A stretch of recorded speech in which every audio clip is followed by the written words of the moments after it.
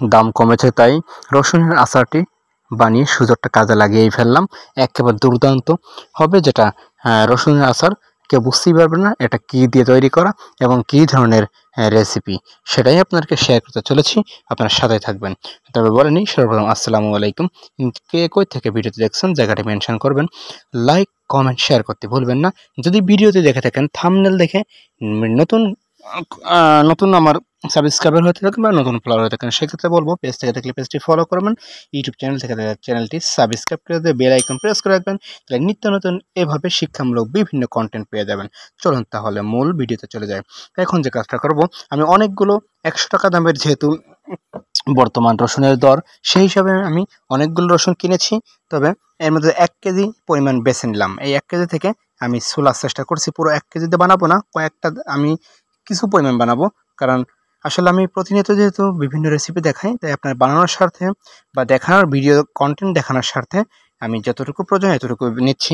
আমি এই যে রসুন কীভাবে কাটছি, রসুন পুরো কাটতে গেলে কিন্তু খুলে যাবে, এই জন্য রসুনটা আস্ত বা গোটা রাখবো। এই গোটা রাখার জন্য কি করব, উপরের অংশ থেকে একটু কেটে নেব, কেটে নিয়ে এই উপরটা কেটে নিচ্ছি। উপরটা এমনভাবে কাটবো যেন কিছু রসুনের কিছু অংশ কেটে যায়। এরপরে খোসা ছাড়ানোর চেষ্টা করব, খোসা উপর থেকে নিচের দিকে খোসা ছাড়াতে ছাড়াতে আমি দেখাচ্ছি যেভাবে, এভাবে আপনারা কাটবেন। এবার খোসা চলে আসবে একটা সময়, কিন্তু নিচের অংশের যে গুঁড়াটা, এই গুঁড়াটা পুরোটা কাটতে যাবেন না। পুরোটা কাটতে গেলে কিন্তু রসুন আস্ত বা গোটা থাকবে না। সেক্ষেত্রে আপনারা হালকা হালকা কেসি বা এই বটিতে কাটবেন, যাতে ময়লাটা না থাকে। এরপর স্টেপ বাই স্টেপ কেটে কেটে যে যতগুলো দরকার ততগুলো কেটে নেব। কেটে নেওয়ার পরে এটা পানিতে ভিজাবো, পানিতে ভিজিয়ে সুন্দর করে ধুয়ে নিব। ধুয়ে আবার পানিটা ছাঁকনিতে রেখে দেবে, যাতে পানি নিংড়ানি হয়ে যায়। পানি নিংড়ানি হয়ে গেলে আমাদের যে কাজটা করব, পাঁচফোড়ন, জিরা বা অন্যান্য গরম মশলা দিয়ে একটু জাল করে নেব। জাল করার পর এর মধ্যে পরিমাণ মতো তেল দিয়ে দেবো। পরিমাণ মতো তেল দিয়ে আমরা তেজপাতা দিলাম, কাঁচামরিচ দিলাম, কিছু শুকনো মরিচ। তবে কাঁচামরিচ একটু মাথাটা কেটে নেবে, যাতে ওর মধ্যে মশলা ঢুকতে পারে। মাথা কেটে নিলে মশলা ঢুকবে। আর ওই কাঁচামরিচটা ভাত দিয়ে খাইতে রসুনের সাথে একেবারে অসাধারণ লাগবে। এর মধ্যে দিয়ে দিলাম ওই সেই রসুনগুলো পানি ঝরে রাখছিলাম, ওই রসুনটা দিয়েছি। এর মধ্যে গরম মশলা দিয়ে দেবো।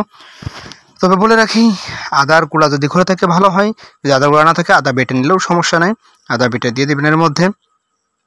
আমি আদার গুঁড়া আমার যেহেতু ঘরে আছে, আমি আদার গুঁড়া দিয়ে দিচ্ছি। দিয়ে নাড়াচাড়া করতে থাকবো।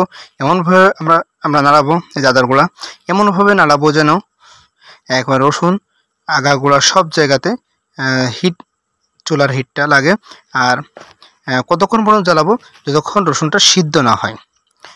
আর আমরা এর মধ্যে দিয়ে দিলাম তেঁতুল, পাকা তেঁতুল চটকিয়ে ওই তেঁতুলের অংশ দিয়ে দিচ্ছি।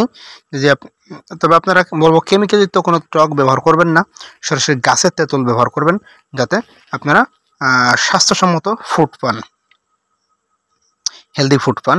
এই জন্য এরপর আমরা জাল কিন্তু মোটামুটি মিডিয়াম ফ্লেমে রেখে জাল দিতে থাকবো। বেশি হাই বেশি যত রাখবো না, মিডিয়াম ফ্লেমে রাখবো। এর মধ্যে দিয়ে দিচ্ছি গুড়, মানে আমাদের খেজুরের গুড়ের যে শক্ত গুড় কেটে কেটে দিয়েছিলাম, বা গুড়ের গুঁড়া। আপনারা চাইলে চিনি ব্যবহার করতে পারেন, চাইলে ঝোলা গুঁড়ো ব্যবহার করতে পারেন, কোনো সমস্যা নাই। এই আচার বানানোর ক্ষেত্রে কোনো ধরাবান্ধা নিয়ম নাই কোন গুড় বা কোন চিনি ব্যবহার করতে হবে। আপনি যে কোনো মিষ্টি জাতীয় চিনি বা গুড় ব্যবহার করলেই হবে।